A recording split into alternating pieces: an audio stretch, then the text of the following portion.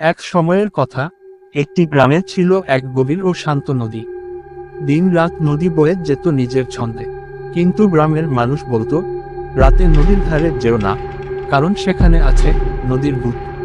লোকজন বলতো, বহু বছর আগে এক জেলেকে নদীতে ডুবে মারা যেতে দেখা যায়। সেই জেলে নাকি আজও নদীতে মাছ ধরতে আসে, নৌকা ছাড়া, মানুষ ছাড়া, শুধু এক আলোর রেখা ভেসে চলে জলের উপর। একদিন গ্রামের এক সাহসী যুবক, রতন, প্রমাণ চাইল এই ভূতের অস্তিত্বের।